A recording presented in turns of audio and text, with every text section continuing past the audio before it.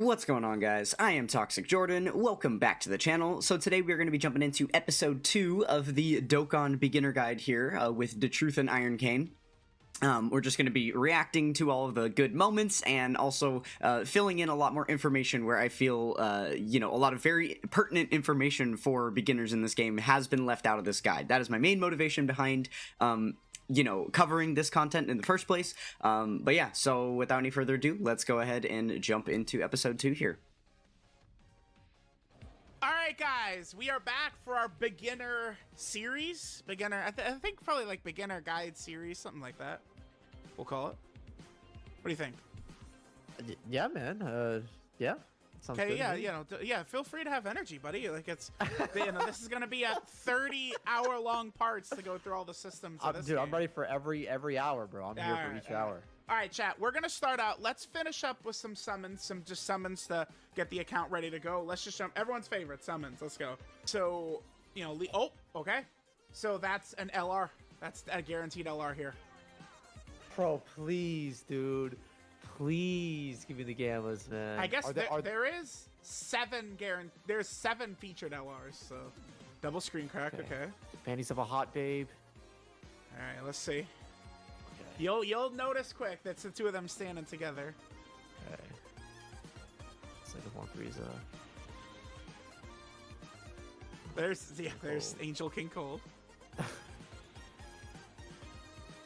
Okay. Broly movie Trunks.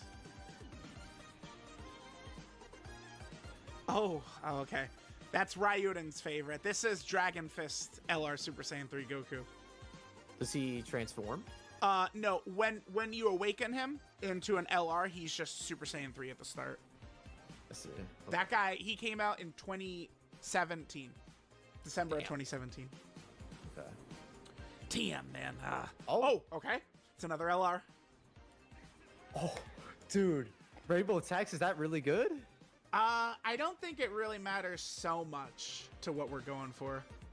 Damn, I want a god. What is getting god like mean? That's 3 SSRs. It would be very hard to get god this because these are 5-unit multis, right? I see. Okay, Ginyu. That butt.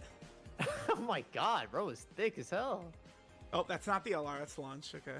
Okay, I was about to say, no way it launches the LR. Okay, 17. So this is it right here, right? Yeah. Another unfeatured LR. That's LR Bardock. He's from 2018, May of 2018. Damn, they're kind of teasing our bowls here, man. Bro, they really are, man. Jeez, dude, come on. God. Damn. Okay, wait. Okay, that's an animation right there. Just Tien and Chaozu flying in. So that means one of 3 things: either a featured unit, an LR, or 3 SSRs. It's one of those 3. Okay. So this could be the gammas. It's another. Rainbow Text is like. Does that mean anything? It's not. No, I don't think it means. Oh, that's him. Yeah, that's him. Okay. God, let's go, dude. All right, that's good. That's good. That's good. Oh my god. Oh my god. That's actually dude, like really like just to get you off on the right foot, right? Okay, you don't understand, bro. That's literally what I downloaded this game for, bro. They're good. They're good. And the whole core breaker, that's them. That's the core breaker. God, they're so really happy. They're just like the Legends Limited, where you do the core breaker and then it's just Gamma 1 afterwards. I literally do not give a fuck about the summons. That's all I wanted, bro. That's really all I wanted. That's the LR Omega too. It's a Carnival featured. Yeah. Oh, wow, that's a crazy multi. Yeah, that's really good. Okay. Shout out to Tien and Chaozu for real. Holy shit. What, dude? What? That's all. Truth. What? Should I screenshot this? Yes, you should. What the hell? You gotta tweet that, dude. They'll be mad at that one. What the hell? Oh my god, that's fucking insane. Now Carnival is. Okay, so we're gonna go ahead and stop here for the first moment and interject. I wanted to give you guys that little chunk of, summons right there, just because the whole, first half of this video right here is summons. I warned you at the end of part 1 that they did a lot more summons in part 2 as well. So I kind of skipped through a lot of the fluff, but just to give you this hype moment right here, obviously that's insane on a brand new account to pull 3 Carnival LRs and a 5-ticket multi. Like, what? That's ludicrous that just happened. Apt reactions all around. But yeah, the point that I wanted to pause here to talk about is the focus for summoning. If you're someone that's newer to this game, and you have, come across a lot of content creators that are giving you advice about what to do when specific banners come up. I know quite a few content creators do like to create the, like, should you summon type content and guide players toward whether it's lucrative for them to use their resources or their stones on any given celebration. Just considering the power level of the units on the banner themselves and stuff that might be around the corner that you would want to consider saving up for, right? As well as just straight up the power level of the new character, and how, well they fit into the meta, how good they're going to be in the current challenge content, all that type of stuff. So that's usually what content creators are going to be basing those decisions around. And I think there's something else that is even more important than that, which is not always stated, which is you should summon for what you want. These games are designed to create negative feeling inside of you, which the human brain is naturally coded to fight away from negative feeling. So you're going to do what you need to do in order to not feel negatively anymore, right? So if you are summoning for things that, like, okay, so for instance, the most basic like example behind this is if you're pulling for a unit and you're not getting the unit, right? There's multiple different ways that people react to that, but usually what the reaction is spurred from is the fact that they feel negatively and they want to not feel negatively. So for instance, if you're someone that struggles maybe more on the gambling addiction side of things, you spend your 1,000 stones that you had, you don't get the unit, you feel bad because you didn't get the unit. So in order to rectify that negative feeling, you're going to buy more stones to continue summoning so that you can get the character and then feel good, right? Other people who maybe have a little bit more conscientiousness with their spending and aren't going to overspend on the game or do anything like that. They'll give themselves their 500 stones that they're going to spend on the character. They don't get it. They feel bad. What do they do to make themselves feel better? Because they don't want to spend any more money. They delete the game. And then now it never mattered to begin with. And they're like, whatever, like I'm just done with Dokkan and now I can put a smile back on my face. So yeah, everybody has a different way to make themselves smile. And I think one way to help shore that up is just to make sure that when you are choosing to summon, make sure it's for units that you really, really want. Okay. Now, I think one thing that most of the widespread like content creator space, as far as like the big top dogs, I think a lot of them have these misconceptions that you need most or like a lot of the best characters in the game in order to be able to get through like the most challenging content. Content creators like Truth specifically are really, really bad examples for that kind of thing. Now, there are some other content creators that are kings of free-to-play builds and things like that. You have like Jay Fanta, who's the free-to-play guy, just straight up. You have Toon, who is also always including free-to-play runs of really tough challenge content and things like that, or even just using summonable characters, but not using any new characters from the new celebration that would be guided toward whatever specific, content. But yeah, I think it's important to note that, like my side account, my JP, is 100% free to play. I've never spent a single cent on that account ever. It's about 500 total days played over the course of like 6 or 7 years. And I actually have a video coming up on this soon. I'm almost done with the JP version of the game. My missions tab is basically fully finished. There's no content in the game that has been too difficult for me to beat. And I'm missing like half the units in the game because it's a full free-to-play account, right? So it's not super necessary for you to always focus on summoning for the thing that is the top pinnacle of power in the game and try and always hoard your stones for that stuff. Yes, you will have an easier time when it comes to grinding through the most challenging content in the game if you choose to always do that and save your stones for the major celebrations where all of the most power is going to be, and, the strongest characters are going to be collected all on one banner together, and it's going to be easy for you to spend very few amount of stones and get a lot of really strong characters out of it. But I think overall, it's true that for a lot of players, their enjoyment of the game will go up if they have the characters they want, if they have the characters they like. So ignore the should you summon advice. Ignore the schedule about, oh, Tanabata's coming up, oh, the anniversary's right around the corner, oh, what about the hero celebration? Obviously, consider that stuff for if the themes of those celebrations are things that you would be interested in. Like if Heroes characters is something that you want to summon for because you like that spin-off that they do, then wait till November and do your summons then because you know it's coming. But don't do it because you think that they're the powerful characters that might buff your account when ultimately, like Iron here. Obviously, the Gammas are not nearly like the pinnacle of hype that they once were when they first came out at this point that he's summoning for them. They're still a decently usable unit, but they're kind of on their way out. And at this point now where we are, they're kind of not really that usable at all. But look at the look on this man's face, right? Like obviously it pays to go shoot for the thing that you really want. It's just going to help elongate the life of your desire to play the game and things like that. So I think that it is important players remain focused on that for sure. Okay, so that's basically all the rant that I had about summoning. That I just wanted to kind of include that piece real quick. So much more of my detailed advice is going to come from the second half of this video where they're done summoning and they're actually doing real things in game. So we're going to go ahead and jump forward a little bit and start taking a look at some other stuff. Okay. All right, so there was that. Now just scroll down a little bit right here. Eventually, we will use some points. Keep going, keep going. I'll explain the film and stuff like that later. We could you go ahead and grab that actually. At the bottom, it's locked, so it'll open up a new trade slot for some of these Baba points. Yep. Okay. This is. And as for, yeah, we were able to get that just with that 17 that we exchanged. Yeah. Yep. Okay. We got a lot of like SRs and stuff like that, so we'd be able to get a lot of points eventually.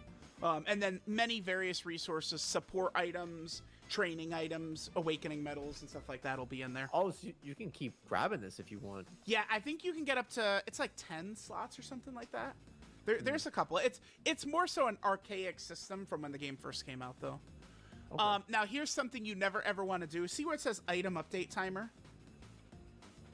In the middle, like kind of in the middle. Okay, so every 20, no. Yeah, okay. Yeah, good to click that, but don't do that. So that is using a stone, like, that's like chrono crystals just to refresh it, which would save you 26 minutes. Never worth it. Oh my god, yeah. Yeah, that's another trick they've got in there that you don't want to do. All right, let's head to Zenny next. Real quick fun fact, something you can do with this. If you are heavily hunting for a specific item in this shop, because there are specific like medals and things like that where one of the best ways in the game to farm those is right here in this shop. I have a video in my Dokkan Battle Guides playlist that goes over all of the best currencies in the game and the best places to get them and the best stuff that's available to purchase with each of those currencies. In that video, I do talk about basically everything in the Baba shop, and I do go into specific detail about what things you might want to hunt in this trade point shop. So you can go and take a look at that if you want to know what specific items I'm referring to. But one strategy I did not mention in that video, it's a very finite thing, but since we're talking about the stone refresh for this, I might as well mention it. I'm not 100% sure. I think it does change upon, like, updates that happen with the game. Maybe they're just, like, the version updates where you have to download, do a version update in the App Store versus just, like, the data downloads and stuff, I think. But this basically will reset upon your re-entry to the game. Like I said, every so often, not, like, every time you close the app or something like that. But what can happen is the spawn time for this 30 minutes can be at a really weird time comparative to the time you're at. So like, let's say it's 5:12 p.m. and then this changes to, a new set for 30 minutes. Then that means at 5:42, it's going to change again and be there. But if you're trying to do other things with your life while also keeping track of just mentally remembering whether you checked the Baba shop during that 30-minute period, what I would do is I would wait for an even hour. Wait until it's 5 p.m. exactly, use your stone to update this, and then now at exactly 5 p.m. and exactly 5:30, you know that the shop is going to reset, so you can just check it every half hour. And then it makes it so much easier to remember whether you already checked it during that time period or not. I promise that sounds silly. It seems like a dumb little trick, but I swear it works. It's helped me just remember to farm the items out of the shop at a more consistent rate throughout the day because you can always see a clock. And just remembering on the 30s and stuff, it gets so much easier to remember. So that's really the only use case for this. I haven't ever seen another case of like, oh, you need some of the items in here so badly that you have to sit here and constantly refresh the shop just to farm out more of them. I suppose it's a possibility, but definitely not worth it, right? The only use case I could see being worth it is the one that I just explained there. Okay. Okay, now they updated the shop fairly recently to add a lot of really good resources in here. We'll kind of go through these, and I'll explain what some of these are. So we'll get to it. The friend summon banner and stuff like that. There is an LR we can get in there, LR Hercule, which we could awaken with the champion belt. The Hercule's rainbow is medals to EZA him. The Ghost Usher medal is to EZA Baba point, like trade point characters we can get with the trade points. And then a lot of this is like items like the Senzu heals you in battle. These are all, training stuff, level your characters up. And if you just keep scrolling, a lot of training item stuff. Then medals to awaken your characters. And then if you scroll all the way down, it's just mostly medal stuff. Yep. And then, there's items. Oh, interesting. The order is different on Global and JP. Why? Why do they do... Oh, okay. You got me, bro. Yeah, the order is different on Global and JP for some reason. Okay, whatever. Okay. Some of these items here, if you scroll up a little bit, I want to highlight one in particular. Keep going, keep going. She's good. There, Ghost Usher. That's probably the best item. What this does is this, I wouldn't recommend getting it for now, but yeah, it delays all enemies' turn till the next turn. So it just gives you like a free turn. Yeah, it's very busted, very busted. All right. Oh, don't buy it for now. All right, now go to treasure. This is where shit gets crazy. Okay, so before we even really move away from that, there are a couple of things that I want to mention here that kind of were not covered. So the first thing, just to mention, is that both of those shops the points are infinitely farmable. There are, there's a game mode called Extreme Z Battles, where you can, get a secondary awakening for old characters to give them some new life in the game. Those stages do not cost any stamina to play, so they're free for you to play. You just are limited to a specific category of characters, so, you're only going to be able to grind them if you have certain types of characters available to you in your box, but there are so many of these EZAs, just hundreds of them now. And they all start at stage 1, and they go all the way up to stage 999. Beyond stage 30, that's where you'll start earning separate rewards for them. Because for the first 30 stages, you are just farming up, the medals to awaken the characters. But from stage 31 all the way to 999, you'll earn a Hercule statue, which gives you 1.5 million Zenny each stage that you complete. You can then sell those Hercule statues for your Zenny, and then infinitely purchase whatever you want in that Zenny shop. Now, one of the things that you can purchase in that Zenny shop is awakening medals. There is there are rainbow awakening medals in there that you should get. They're representative of all the Kais, the north, south, east, and west Kais.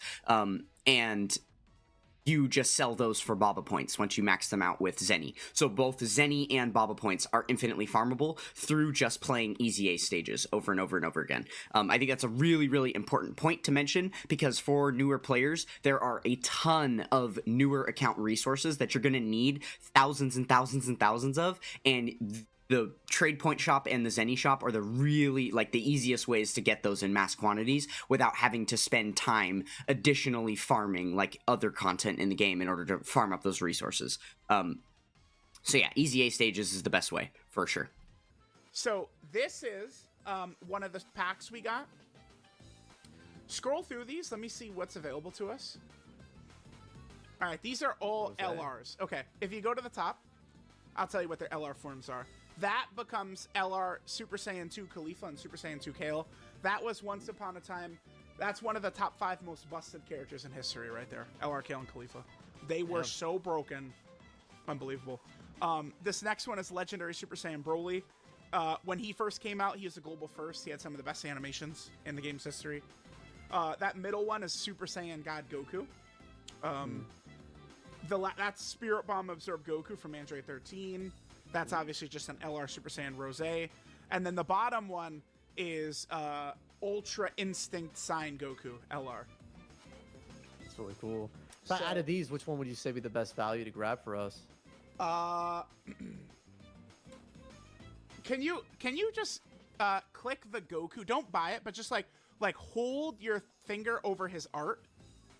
Yeah, perfect. Okay, look at his categories, because there's a God Goku that's on movie heroes and a God Goku that's on superhero. Which one is this? Go to the categories. Keep going. Keep it one more. All right, so these are categories. So this is the superhero one. Okay. LR Gamma 1 and 2 lead superheroes. So I think in the spirit of that, maybe getting either LR God Goku or LR UI Goku is probably what you want to do. UI Goku is the best here. But I mean, if you want one of the other characters, I mean, I don't know that matters the most, like which one we get. But the UI Goku. Because yeah, we don't have any UI Gokus, so I would be opposed to getting this guy. Yeah. Okay. So okay, if you hit growth at the top, hit that. Yeah. And then you could see his kind of like awakening tree right there. Oh wow. Okay. If you hold on the LR, it'll show it to you. Ah. Okay. Yeah. Ooh. That's also another global first character. He was the best unit in the game when he came out as well. Yeah. Yeah. No, he is really nice effects, like the explosions and the lightning going around. Okay, really quick, I wanted to pause and touch on this. I was going to do this in the last video, and I didn't end up doing it, but I think this is an important kind of beginner lesson as well. This is an important system to be able to navigate this growth menu right here. So whenever you click on a card details and you open it up like this, they'll always have this growth button up top. There's only a very, very rare finite listing of characters that wouldn't have this ability. But that's besides the point. Okay, so yeah, when you open up this growth tab, you're gonna have this little list at the top. I'm not gonna focus too much on this. All of this stuff is just like the training, awakening. This is basically any way that you could add something to the card, or manipulate it in some way. These are all of your options there.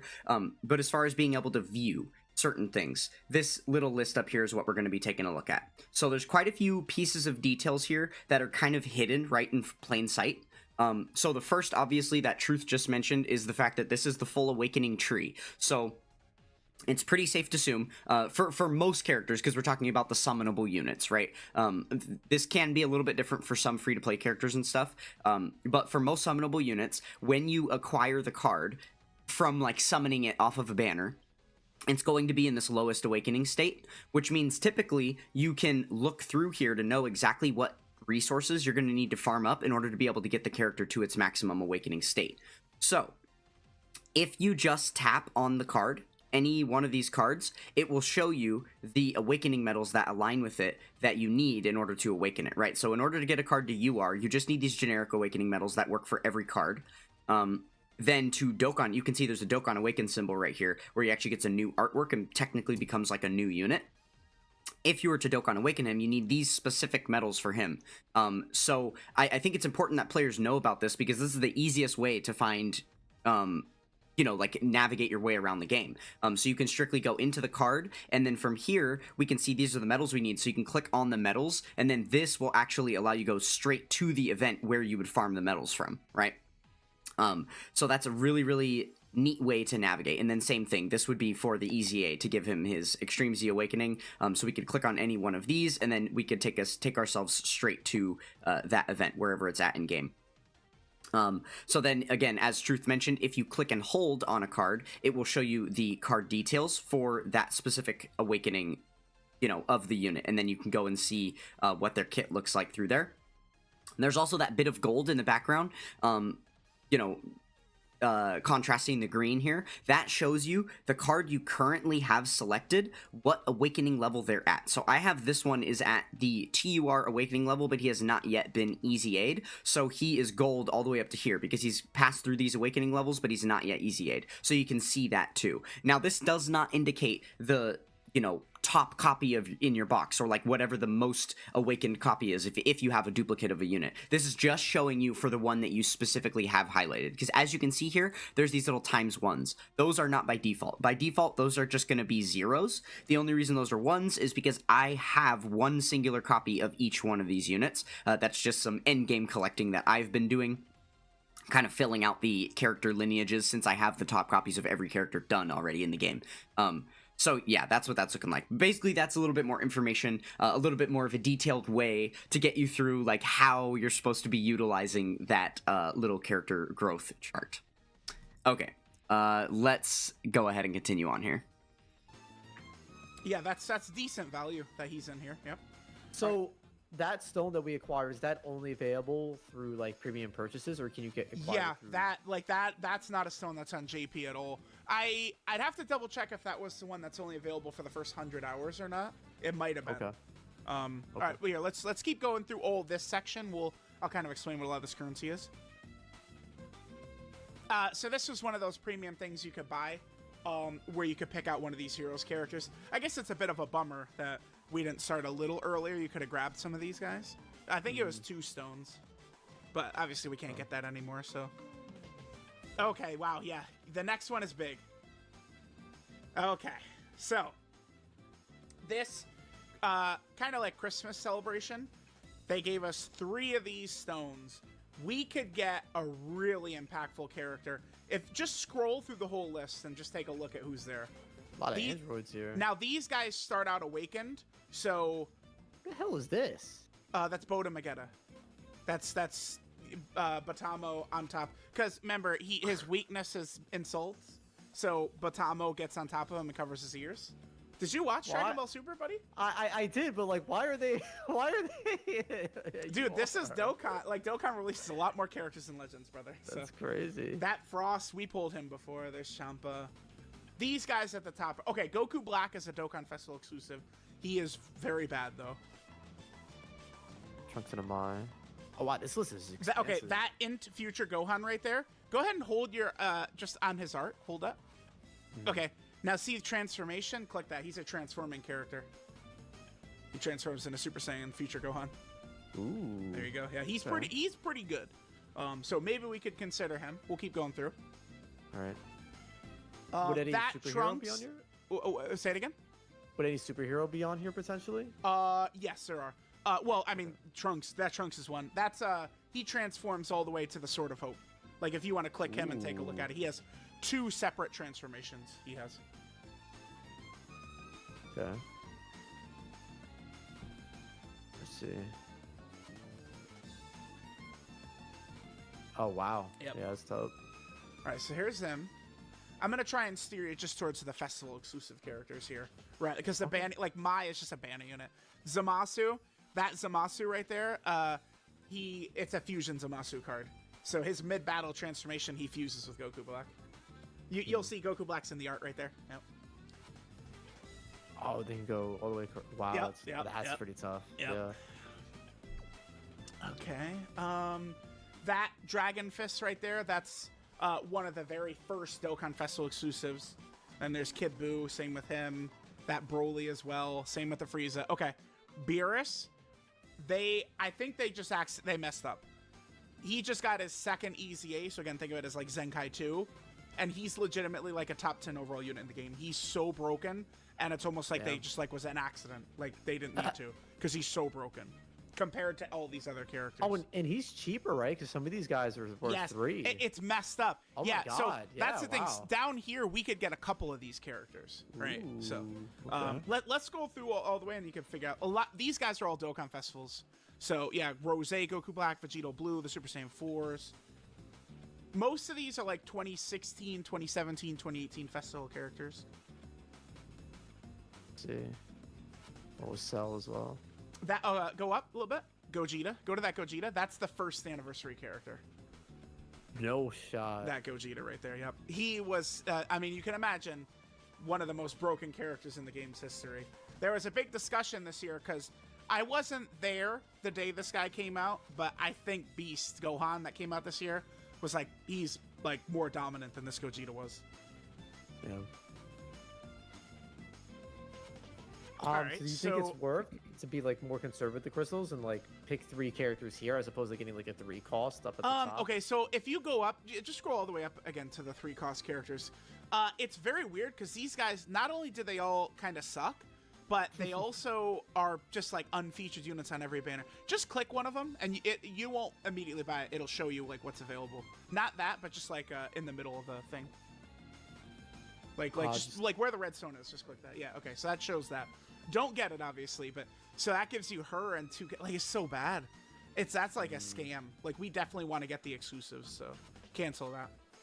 So yeah, let's avoid any of the three. The 13 right there is an exclusive, but none of the threes are worth it, I think. Okay. Okay. So, I guess we could just kind of decide. I'd probably recommend. Oh, you hit the question mark there. I'd probably recommend getting that tech beer. Let's just get at least one copy of them. Okay. And then we still have 2 after this. Yeah, grab that. Yep, perfect. That's good. And then with the other 2, I mean, if you go down a little bit, that Vegito Blue right there, he is one of the more popular characters ever, because that's like they showed him in the anime, and then it was like 2 days later he was in game.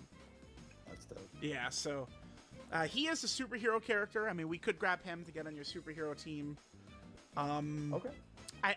It's totally up to you with a lot of these guys. I would say just pick whatever ones you want. I don't think you could really make a right or wrong choice here, because these are going to be the first time you're getting like any of these guys, right? I'll grab them because I don't think we have a Vegito. Pause again real quick to address a couple of things about these stones that can be in the shop, because you're going to see these on a very consistent basis. There's pretty much always going to be like at least one of these stone shops up. It's so common for them to release these. So the first thing that I want to point out is that there is a difference between the paid stones versus the free stones, right? Regardless of if you purchase the stone or you earn the stone or anything like that, the shop is going to show up in your Baba shop. So even if there's just a stone that's available to purchase with money in the, you know, in the sale portion of, or like the shop portion of the game, that you could just go and buy it, even if you opt not to do that, the shop will still be here and it will still show you the characters that are available there. So the easiest way to know which ones are free and not is by the color. So there's only a couple of colors that they give out for free, and the rest of them are usually gated behind purchases. So the red stone is the infamous finite one that's always been free, right? They have given these out during every single major celebration since like the first or second year of the game.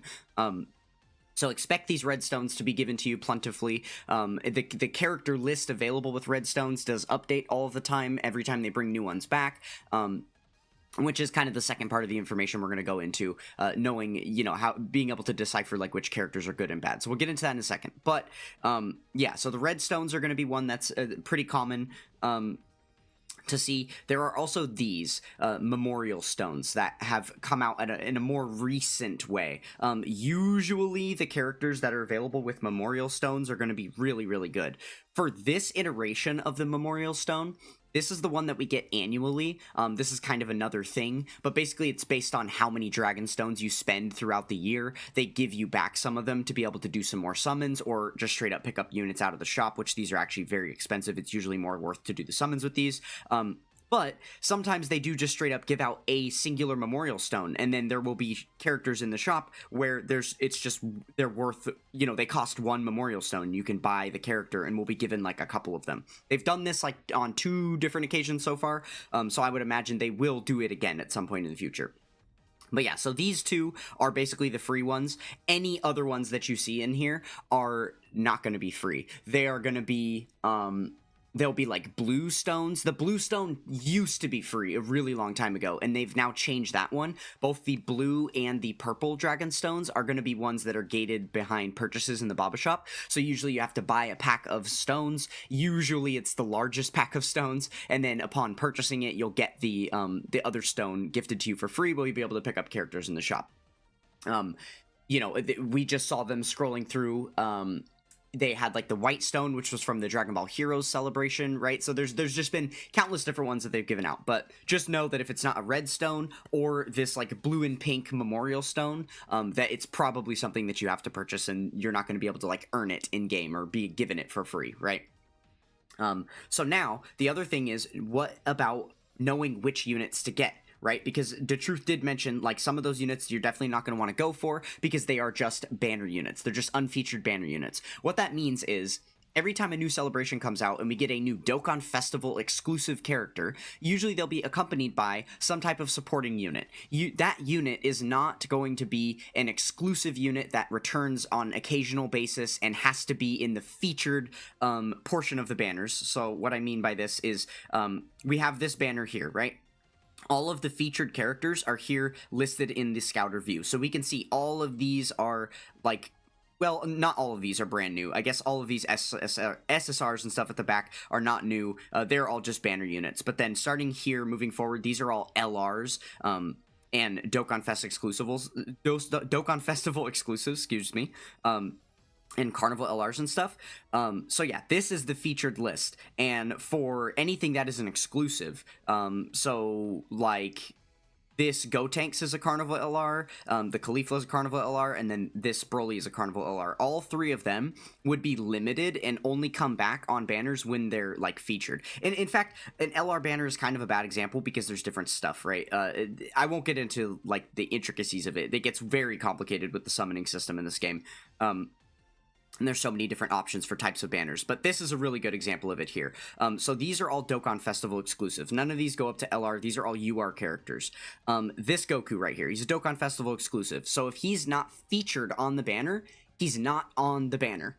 Whereas, so for this celebration, this is the new unit for this banner, and the banner unit that came out with it was Vegeta. So while the Golden Frieza right here will not be refeatured again on every single banner that comes through, and we're gonna have to wait for him to show up on these card arts on the front in order to be able to summon for him again, that is not true of this Vegeta, because he's just a banner unit. So the banner unit will actually be buried in the unfeatured pool on every single banner.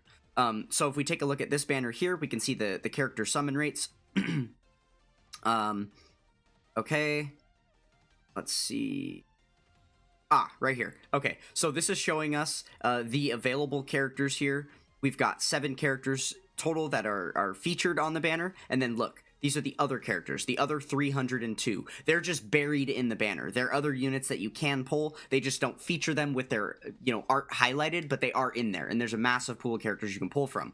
So that Int Vegeta is going to go into this pool, meaning every time a new banner comes out, he'll be available, possibly, for you to obtain in this unfeatured list. Whereas that Frieza would not have those same, leniencies with that card. So that's what DATRUTH is talking about, of making sure that when you purchase units out of this shop, you're only going for the exclusives that are available for limited times, and not the banner units that you can potentially happen upon on any banner you ever summon on. You're much more likely to get those characters over time. They also typically aren't as good, is the other thing. So when you're looking through this shop, there is, unfortunately, nothing that indicates on a card specifically whether they're a Dokkan Festival exclusive or not. Because, like, this Turles is a Dokkan Festival exclusive, but, like, there's literally no way to know, right? There's no tags on the artwork that show you anything.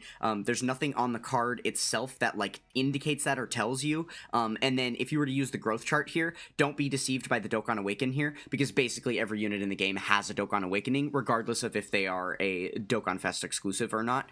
So you wouldn't be able to rely on that either.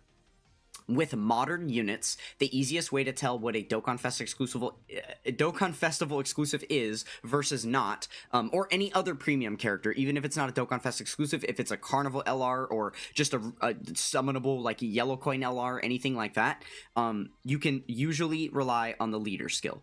That's going to help you a little bit more. So the fact that we see he's got 170% buffs to these categories on top of some additional 30% buffs to other categories, this is a huge indicator that this is a Carnival or a premium unit that you're going to want to be picking up with stones, because he's a good leader, right? He has a good leader skill. Whereas if we look at something like a banner unit like this, now their leader skill is going to be looking much more lackluster, with the numbers being a lot lower, 130%, right? Now, again, I did highlight this only factors in for modern units, because you have units like these ones back at the back end. All of these units down here at the bottom are Dokkan Festival exclusives as well, but because they came out so long ago, we can take a look at the leader skill here, is complete trash, right? Even at his full awakened level, we can see the leader skill is, like, not good at all. This is still a Dokkan Festival exclusive.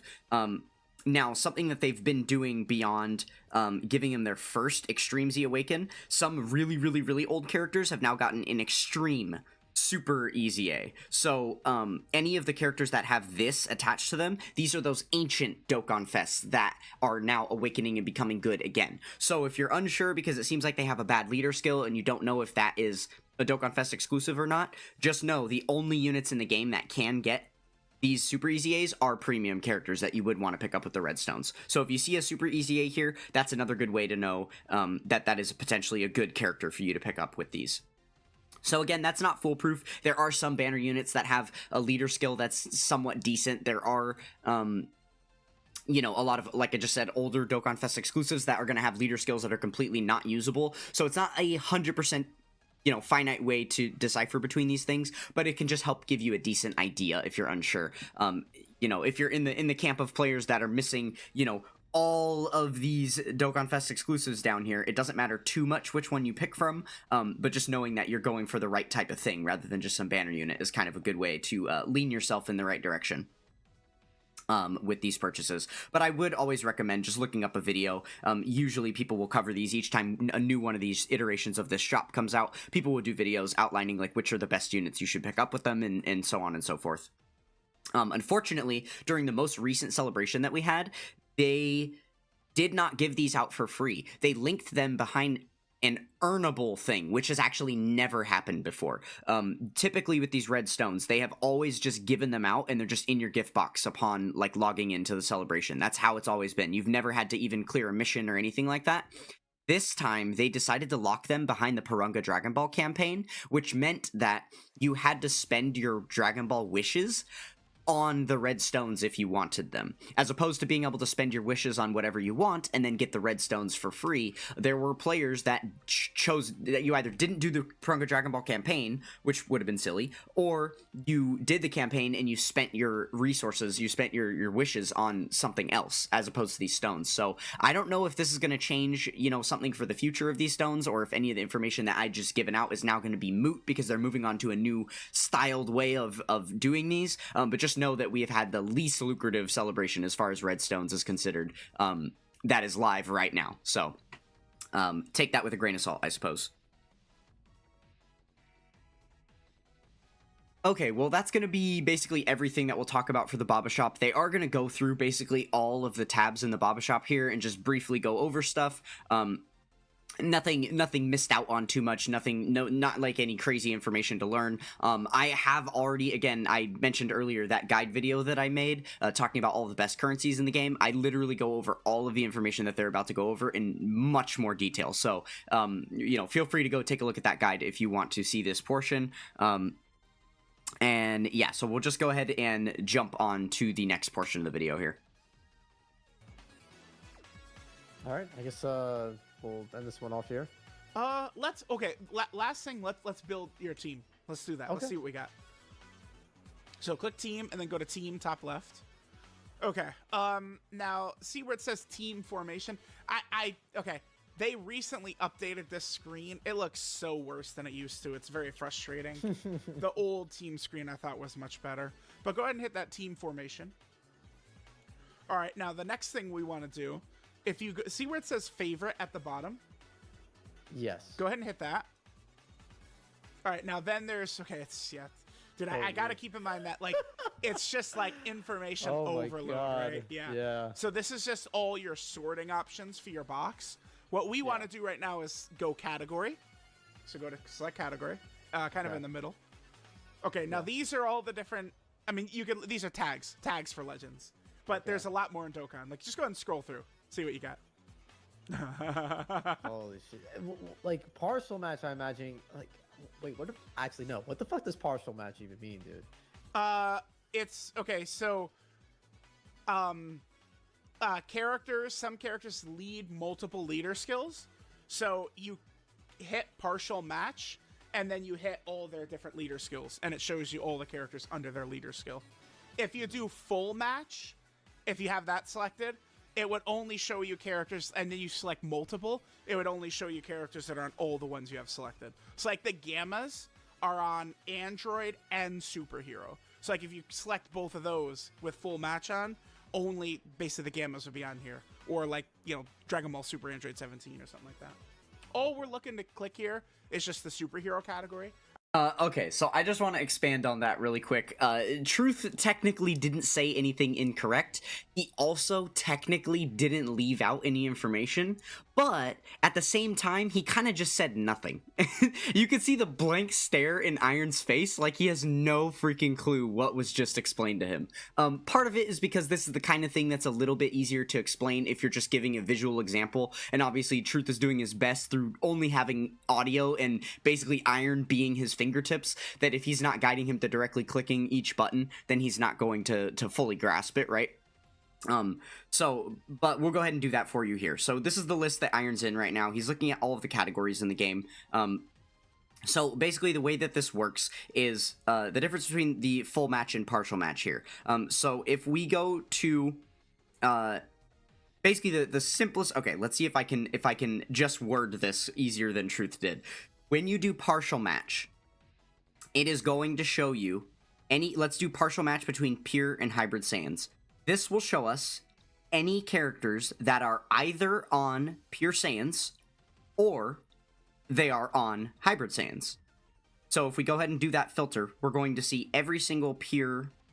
just so there's not so many duplicates, let's go to my team building tag. Okay, so we'll see every single card that is on pure Saiyans, and then every single card that's on hybrid Saiyans, right? Makes perfect sense, okay? You're going to have UI Goku because he's on pure Saiyans. You're going to have Super Saiyan 3 Trunks because he's on... Or Gohan because he's on hybrid Saiyans, right? And they don't cross between the two. Then, if you were to go to full match, this is only going to show you all of the units that are on both hybrid Saiyans and pure Saiyans at the same time. So if we filter by that, we can see there's literally 0 in the game, which makes perfect sense because obviously it's impossible for you to be a hybrid Saiyan if you're a pure Saiyan. Now, this is probably going to change at some point in the future because we do have a new style of card that's released called a tag switch card, which has done some really, really fun things for the game. As far as the way that categories work. So things can get a little bit confusing here. With the tag switches, a card like this one has 2 different cards built into the one. So technically you have categories from both of these units at the same time, which is why a unit like this is on, you know, super bosses, but then they're also on superhero, right? Because you've got a Golden Frieza that's, you know, identifying the super boss condition, and then the Gogeta that's giving the superhero condition, right?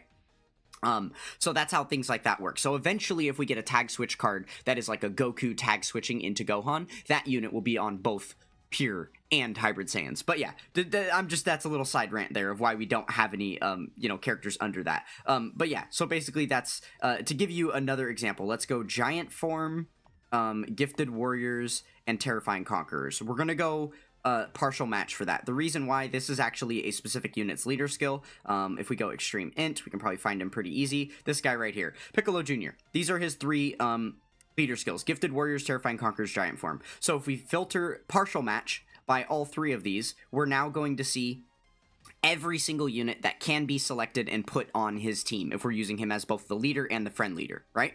Then, if we were to go by full match, this is only going to show us the characters that are on all 3 of those categories at the same time. Which, obviously, you can see there are way, way less of. So the reason why you would want to use the full match tag, obviously this is like a weird use case because there's no reason for you to combine it. Like, no one gets any extra benefit from being on all 3 of these categories. However, there is extra benefit for those additional categories. Battle of Fate and World Tournament, you do actually get more percentage buffs to your characters for that. So what we could do here is we could start with one of his leader skills, right? Gifted Warriors. We'll start there, and then we'll also cross-reference that with Battle of Fate.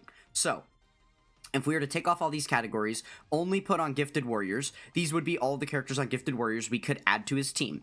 But if we also add Battle of Fate and have full match on, then that means this is going to be the list of Gifted Warriors that are under his leader skill that are also going to be buffed by that extra 30%.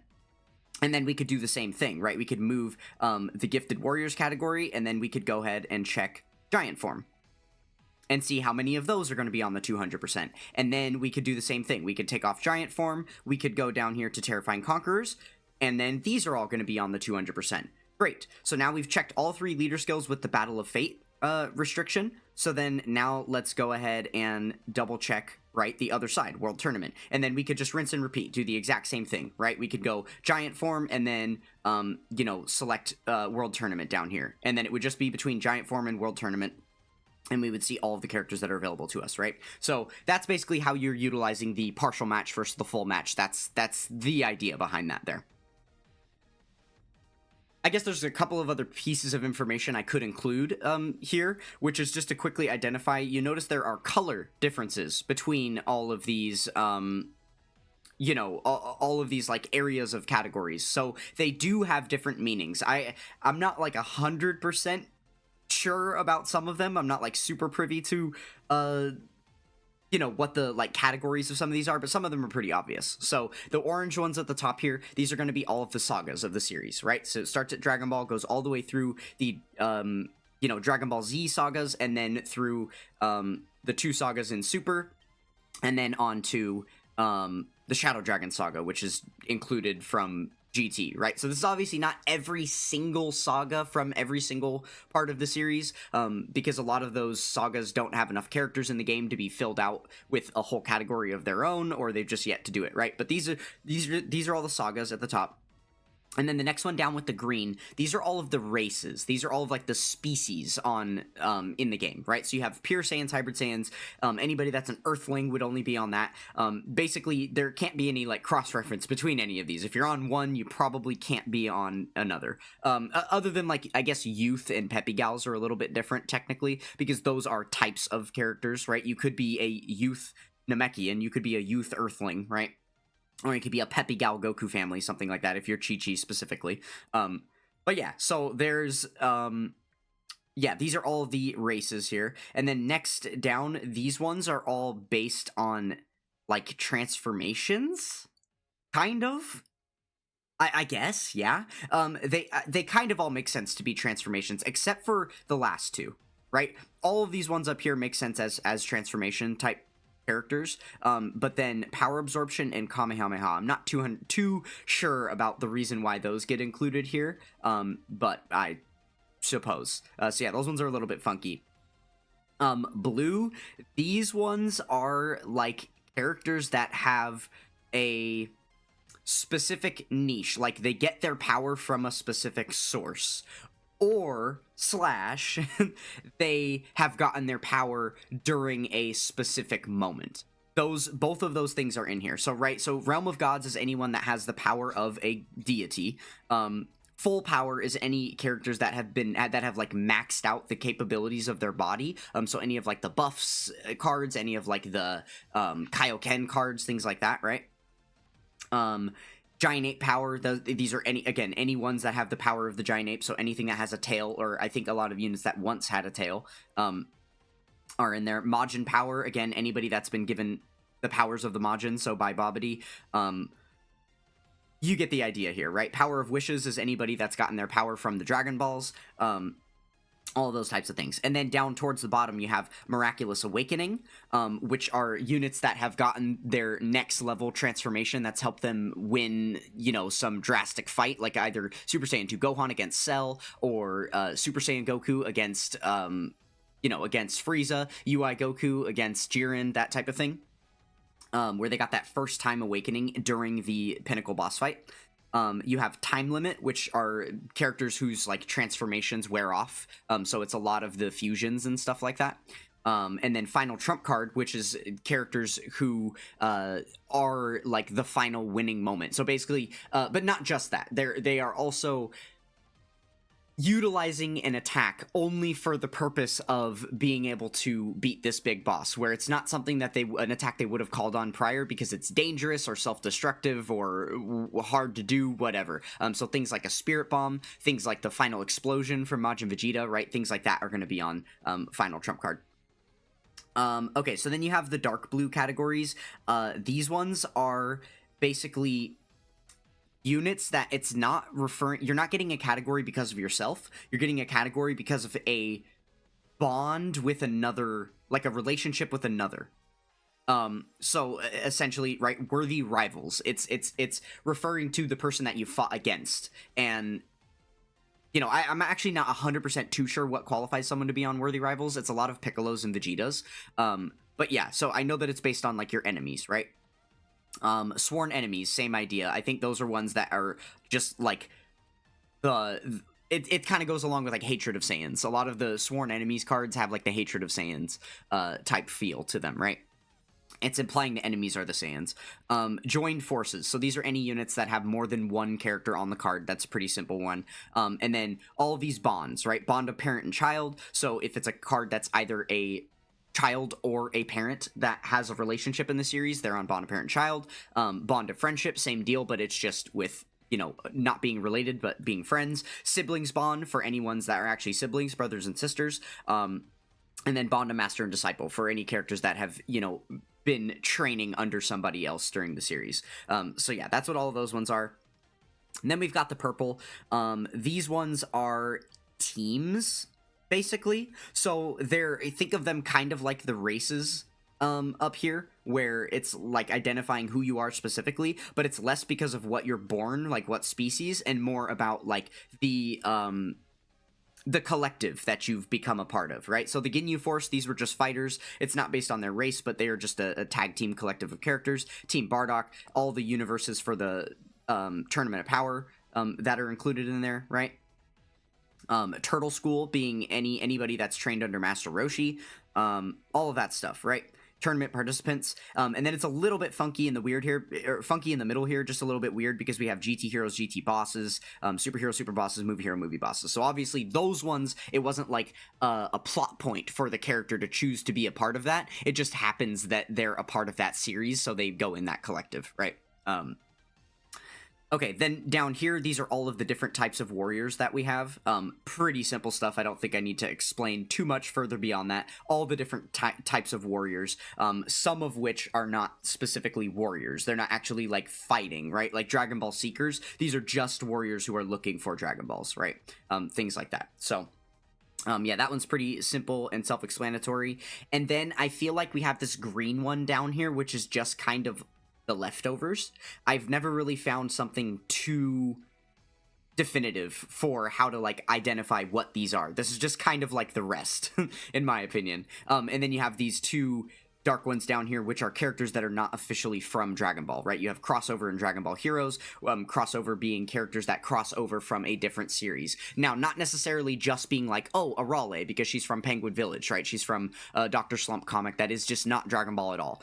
But also things like Xenoverse characters, you know, obviously any of the Heroes characters, the characters that come from Dragon Ball Fusions, Android 21 coming from fighters, things like that, right? That aren't just strictly from, like, Dragon Ball Z, the television show, but some other kind of spin-off that doesn't follow the same canon timeline as the show.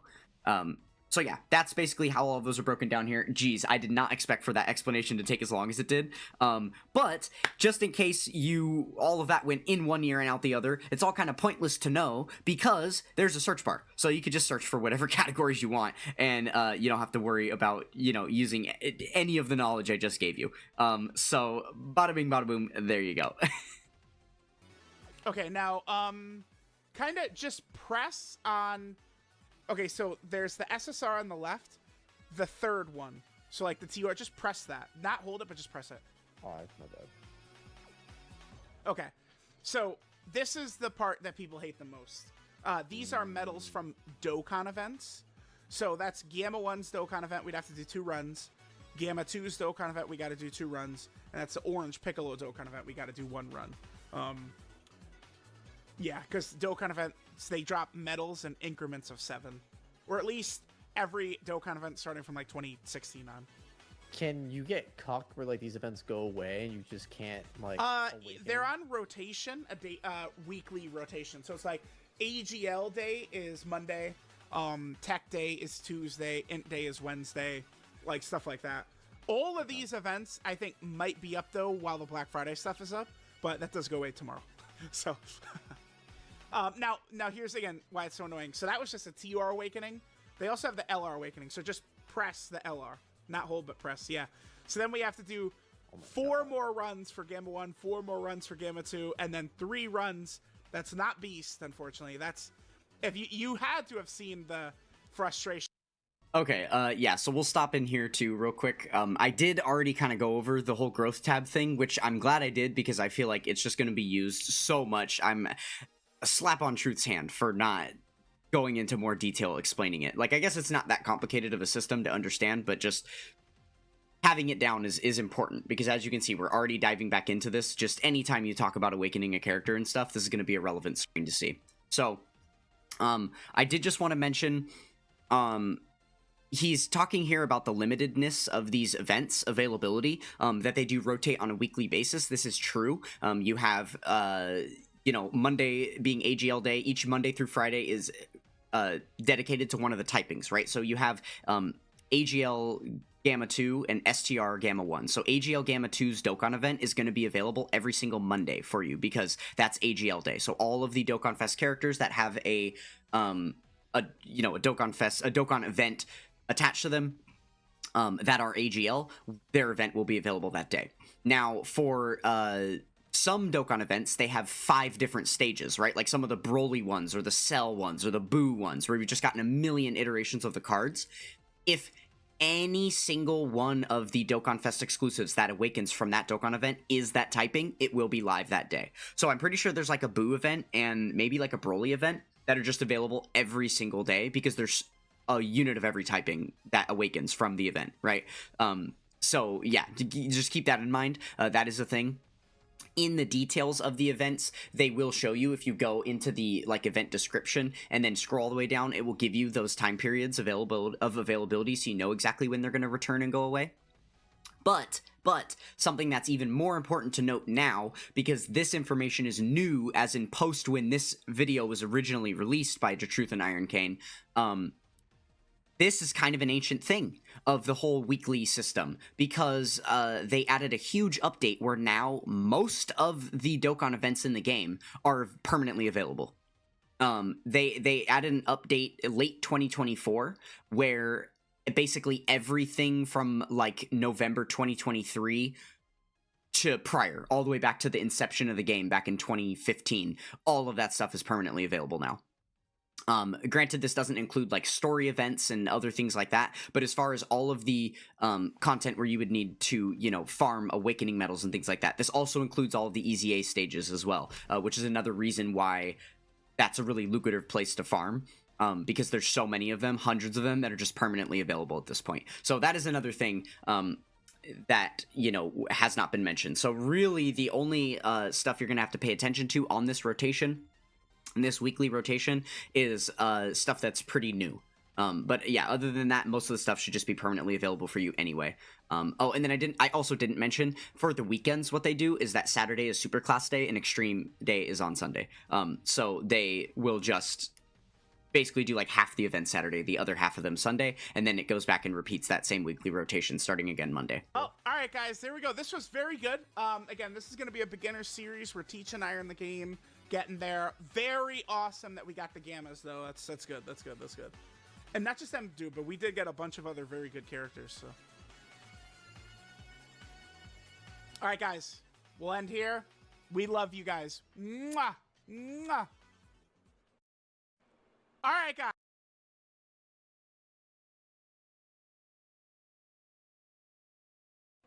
All right, guys, we are back for our big, very good. Okay, well, that is going to go ahead and wrap it up for episode 2. That's basically everything that we've got. So I'm still holding out for the craziness, right? Like, we haven't seen any crash outs yet. It's still very, very early. You know, all of their conversations are very touch and go. There's not a lot of like sass being thrown around. It seems like Truth has not yet laid down the hammer of like, Iron, you need to understand this shit. He's still giving him that good grace of like, he's a beginner, right? So I'm just waiting because there is a point very early on in this beginner guide where Truth starts to lose it a little bit on him, and then it just it becomes no holds bar at that point forward. So I'm really, really waiting for that. But so another decent episode down. Again, we didn't have like too much to add on top, but I think we did fill in some pretty good information there. So we're gonna go ahead and finish it up here. So stay tuned for episode 3 coming soon. Thank you guys so much for watching, and I will catch you guys next time. Peace.